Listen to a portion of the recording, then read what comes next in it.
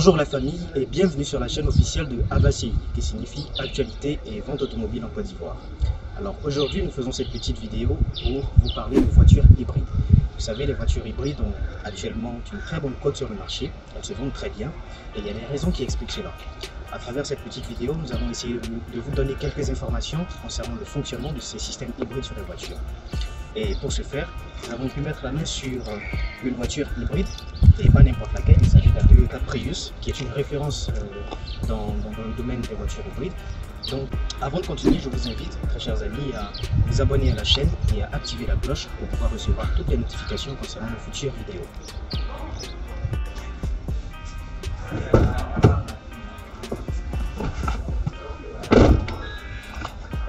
Alors, comme je le disais tantôt, la technologie d'hybridation sur les automobiles est née de la volonté, sinon de la nécessité pour l'ensemble de l'industrie automobile d'opérer une transition énergétique afin de réduire l'impact environnemental des automobiles au niveau planétaire. Donc la technologie hybride a été créée dans ce sens-là parce qu'elle permet, son objectif premier, c'est de permettre la réduction de consommation de carburant sur les voitures et donc la réduction d'émissions de particules chimiques dans l'environnement. Il est vrai qu'il n'y a pas que la technologie hybride, il y a aussi les voitures 100% électriques qui vont encore plus loin, et il y a aussi les voitures propulsées à l'hydrogène. Mais bon, aujourd'hui ce qui nous intéresse, ce sont les voitures hybrides. Alors, qu'est-ce que c'est qu'une voiture hybride? Une voiture hybride, c'est une voiture qui combine, qui associe plusieurs sources d'énergie pour sa propulsion. Donc, c'est la combinaison de ces différents éléments-là qui fait qu'on parle de voiture hybride. Généralement, il est question d'un groupe motopropulseur thermique et d'un autre groupe motopropulseur électrique. Ces deux éléments-là fusionnés font qu'on parle d'une voiture hybride. Ils fonctionnent en alternance afin de permettre à la voiture de se déplacer. Alors, il faut distinguer trois types de technologies hybrides.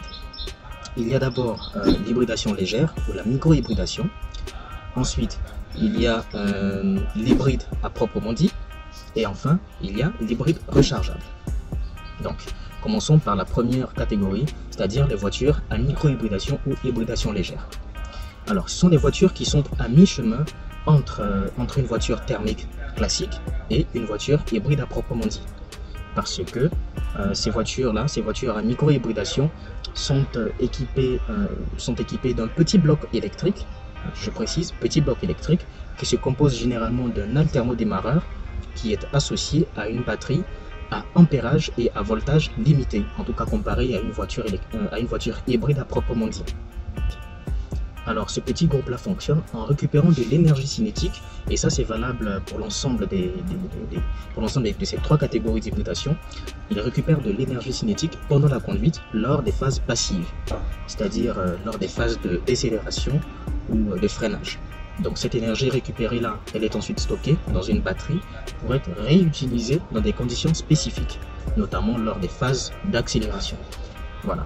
Précisons que la voiture à micro-hybridation n'est pas capable de se mouvoir de façon 100% électrique, c'est-à-dire que son bloc électrique ne peut pas lui permettre de se déplacer de façon indépendante, mais il vient en apport, il vient en assistance au moteur thermique, notamment lors des phases d'accélération, en lui ajoutant du couple. Voilà, en lui ajoutant du couple pour que la voiture soit un peu plus dynamique. Mais en même temps, avec ces différents systèmes, ces différents paramètres dont il bénéficie, il permet, pendant la conduite, souvent, de désactiver certains composants qui ne fonctionnent pas ou pendant des moments de latence pour permettre à la voiture, pour permettre au moteur thermique de consommer moins de carburant, donc à la voiture d'être beaucoup plus efficiente en lui apportant quand même du couple nécessaire pendant les phases d'accélération. Donc voilà ce qu'on peut dire pour la première catégorie, les voitures à micro-hybridation ou hybride légère. Ensuite, nous avons les voitures hybrides à proprement dit. La voiture hybride, le principe est le même que pour la voiture à micro-hybridation, comme je l'ai dit, parce que l'objectif c'est de récupérer de l'énergie cinétique à chaque fois que cela est possible, de stocker cette énergie-là dans une batterie pour ensuite la réutiliser dans les phases nécessaires, dans des phases bien précises. Mais là où la voiture à micro-hybridation n'est pas capable de se mouvoir en 100% électrique, la voiture hybride à proprement dit, elle, est capable de le faire. C'est-à-dire que son bloc électrique est beaucoup plus conséquent que celui d'une voiture à micro-hybridation. La voiture hybride peut se déplacer en tout électrique sans que le moteur thermique intervienne. Donc, il y a un système qui est mis en place qui permet de gérer cette alternance-là entre moteur électrique, moteur thermique, tout ça en toute transparence. Le conducteur, lui, il ne fait que conduire. Mais tous ces systèmes-là s'opèrent souvent. La mise en route du moteur thermique se fait sans même qu'on s'en rende compte. Tellement que c'est souple, tellement que c'est bien fait. Voilà. Donc, la voiture hybride, elle est capable, comme je l'ai dit, de se déplacer en tout électrique, mais pas sur de longues distances. Voilà.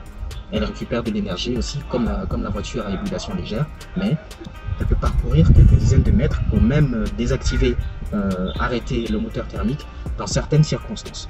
Donc ça reste à préciser, mais on va certainement y revenir puisque nous avons une Prius à notre disposition qui va nous permettre de parler, de mieux évoquer ce sujet-là d'hybride.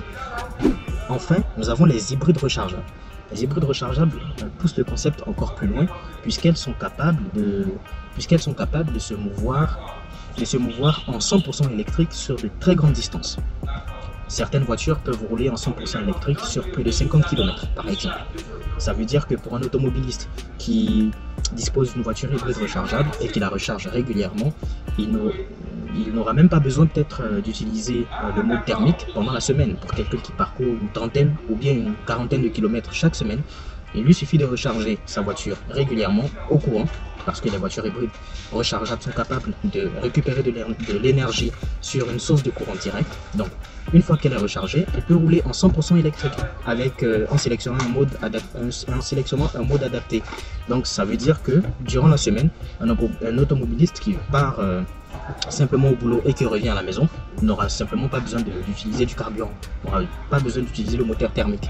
Et c'est un avantage, c'est un agrément qui est vraiment très apprécié, contrairement aux voitures électriques qui sont un peu limitées parce qu'il y a toujours la crainte de tomber en panne sèche d'électricité et de ne pas pouvoir brancher sa voiture. Ici, avec les hybrides rechargeables, on a un moteur thermique qui est là pour assurer la transition en cas de besoin, et on a un moteur électrique qui est tout aussi capable de faire déplacer la voiture sans problème. Donc voilà un peu ce que nous pouvions dire. Et au niveau des hybrides rechargeables, nous pouvons citer trois modèles phares que j'apprécie particulièrement. Il y a notamment le Mitsubishi Outlander PHEV qui se vend très bien d'ailleurs. Il y a aussi le Peugeot 3008 hybride rechargeable, et enfin le légendaire Toyota RAV4 qui bénéficie à présent d'une version hybride rechargeable également. Pour revenir à la micro-hybridation, j'ai manqué de mentionner un système tout aussi intéressant de chez Suzuki qu'on appelle SHVS, qui n'est ni plus ni moins le système de micro-hybridation de Suzuki qui est disponible à présent sur plusieurs de ces modèles et qui leur permet d'être beaucoup plus efficient et même, permettez-moi de le dire, beaucoup plus dynamique aussi que les versions standards. Voilà ce que nous pouvions dire concernant le système, concernant la technologie hybride qui apporte vraiment quelque chose de plus aux automobiles et qui, une fois qu'on a essayé, il est difficile de s'en passer. Alors sans plus tarder, nous allons passer à un petit essai, à une petite séance de conduite avec la Prius pour parler un peu plus de ce côté hybride qui est vraiment très intéressant. Alors, je vous emmène tout de suite. Alors, nous allons démarrer. Voici la clé de démarrage sur cette Toyota Prius, comme sur la plupart des voitures modernes. La clé, on l'insère juste dans le contact. On appuie on garde le pied sur le frein et puis on démarre. C'est tout. Voilà. Vous l'aurez remarqué, la voiture elle a démarré en fait. Je ne sais pas si vous entendez un bruit, si vous entendez le moindre bruit, mais elle est d'un silence total.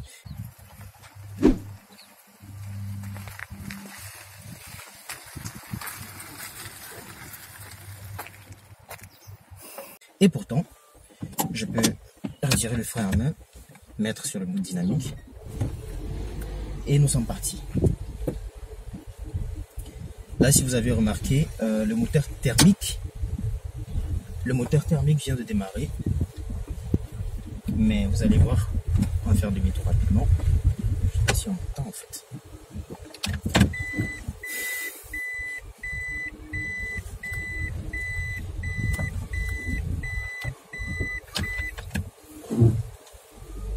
Voilà.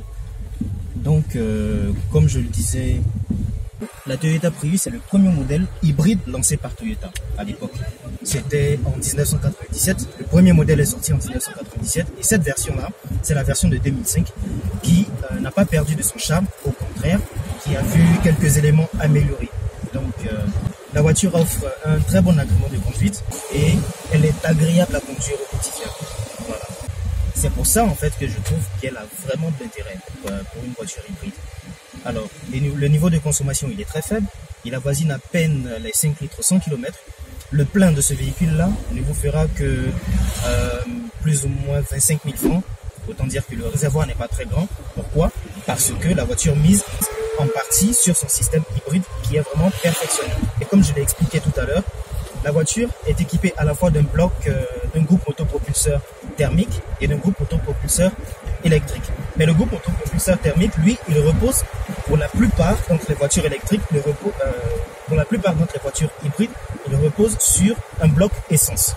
Alors certains se poseraient la question, pourquoi pas diesel? La raison est simple. Les moteurs diesel ne sont pas forcément compatibles avec le système de fonctionnement d'une voiture hybride. Vous savez que la voiture hybride, elle est généralement sujette à de multiples arrêts et démarrages, ce qui n'est pas très adapté, ce qui n'est pas très convenable pour un moteur diesel, sans oublier les contraintes aussi liées au diesel lui-même, à ses caractéristiques, parce que le diesel, il est plus coûteux à fabriquer et il est plus encombrant aussi qu'une voiture essence. Donc c'est justement la raison pour laquelle les moteurs essence sont privilégiés dans les voitures hybrides. Voilà ce qu'il faut retenir.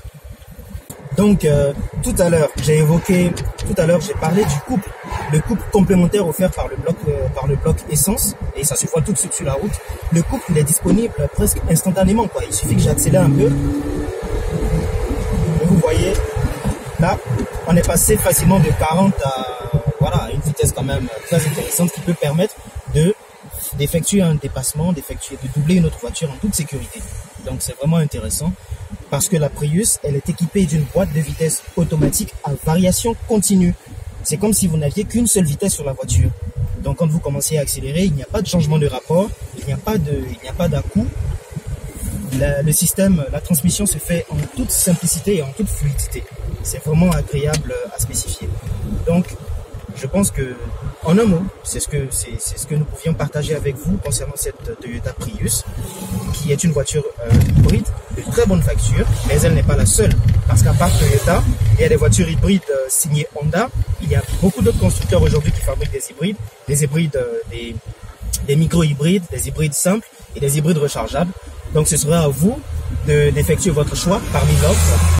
Alors, petite parenthèse, il y a sur cette Prius et sur la plupart des voitures hybrides Toyota un mode B sur le sélectionneur du mode de conduite qui met un accent supplémentaire sur la récupération de l'énergie. C'est-à-dire, quand vous accélérez, dès que vous relâchez la pédale d'accélération, il y a le frein moteur qui s'enclenche immédiatement pour récupérer le maximum d'énergie possible.